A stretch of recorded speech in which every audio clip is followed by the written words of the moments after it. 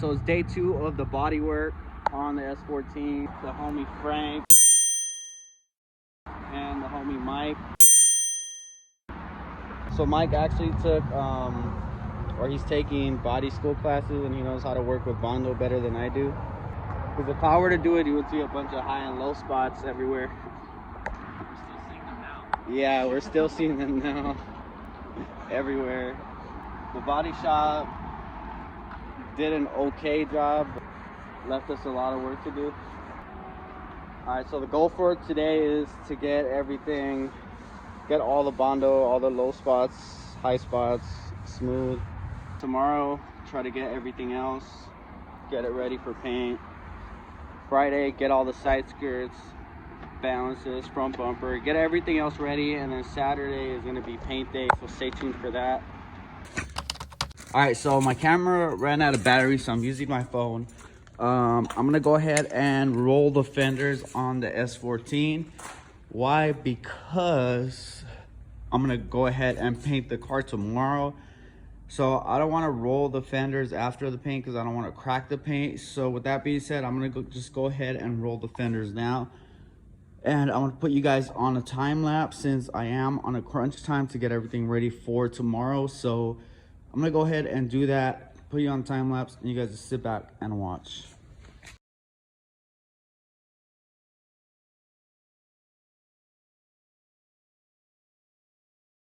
We're gonna be painting the S14 tomorrow. We got everything ready. We just need to clean all the parts, mask everything up here, everything. And mask up the car, of course, clean it up one more time, scuff up the rear right here a little bit, and it should be ready to go. It's gonna be crazy, huh, Mike? What do you think? Yeah. I don't think we know what we're doing, but Yeah, we don't know what we're doing, but I actually painted a G35 that I was gonna post, but I didn't actually record when I painted it. So I'm gonna actually record this one, do a time lapse, and show you guys how it turns out. I mean, it's not gonna be 100% perfect, but fast forward, we are now, what day is it? We are on Sunday. We started Tuesday, I think, and we are now on Sunday. All the parts are ready to go. We just need to clean them, and that's it. I already cleaned the KBD. Oh, you guys didn't even know about that. I ended up getting the KBD Navon style front bumper. Also got the side skirts, which I didn't show you guys, and the rear valences. They are replicas, they're not the original. This was kind of like a budget bill, so I didn't want to spend way too much money on this car, but I pretty much did already. So the car is ready to go. We just need to clean it. Basically, we just need to clean everything, wipe it down with alcohol, and tack the whole car down. It's ready to go. We actually need to mask it too. We already masked up the whole shop so we don't get any overspray anywhere important, that is. We just need to go ahead and pull the car in. So we have the paint right here, and the color we are going with is a custom midnight purple that they made for us, the same color as the engine bay. So we have the base coat, we have the sealer and the clear coat adhesion promoter for the bumpers and side skirts, because the side skirts do flex a little bit. Well, let me show you guys the best part. Let me show you guys the best cart. Shout out to the Martin Auto Color for the supplies. And we're doing it with the LVLP gun, which is a spray it gun. This thing was like 80 bucks. I ended up getting this filter, and it came with this. It came with a 1.5, 1.3, 1.7 tip. So we're gonna go ahead and spray the sealer with the 1.5, the base coat with the 1.5 because of the metallic, and we're gonna go ahead and spray the clear with the 1.3. What else? Damn, I feel like I'm not showing you guys everything that we did. We cleaned the gun already. It's just been crazy. I wish I could have recorded more for you guys, but you guys will see how this spray gun sprays as well with the shop line paint. Shout out to the homie Jimmy for giving me the trunk. The old trunk that we had too many dents. It was just way beyond, well, it wasn't way beyond repair, just had like one more dent that we had to take out, but we didn't have time. So thanks to Jimmy for hooking me up with the trunk. As you can see, we bought like a bunch of supplies to Bondo. I'll show you guys that after, like later on, what we used. Right now we are on a time crunch to get this thing in and cleaned up, so I will see you guys after the whole car is clean, when I'm all suited up. Oh, another thing I did want to show you guys is, so I ended up getting this paint mask because why protect your nose but not your eyes, or the skin on your face. But shout out to Luma 3. I ended up getting this sick ass paint suit from them. It doesn't have static, has pockets too for your phone, so that's a plus. I always struggled with the little cheap paint suits. I'm gonna be using this paint suit, the paint mask, gloves, everything. I'm gonna stop talking, I'm gonna pull the car in. We're gonna go ahead and clean it up, and then we're gonna go ahead and mask it up, then start the painting process. So shout out to the homie Nini showing up late and helping us with like the tape. And shout out to the homie Frank.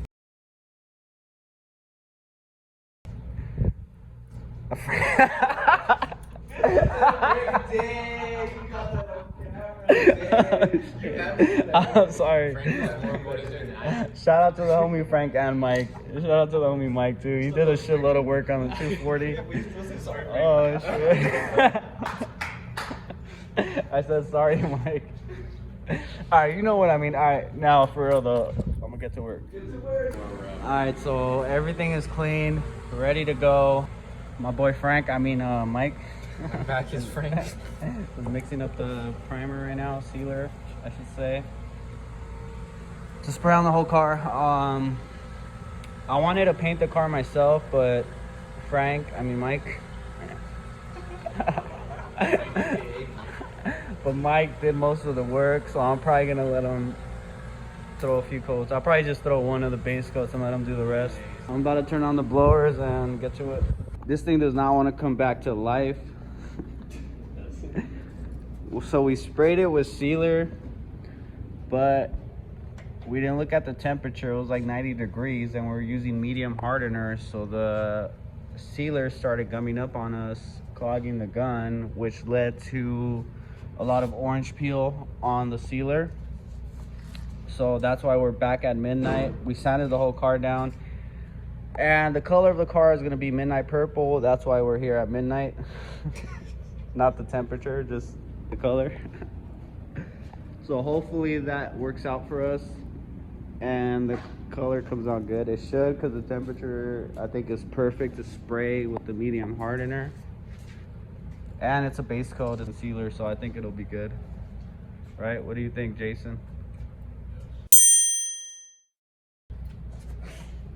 Yes. That's a good answer. I'm not giving you an answer. You see? I lost all hope after earlier. I'm not going to say a word.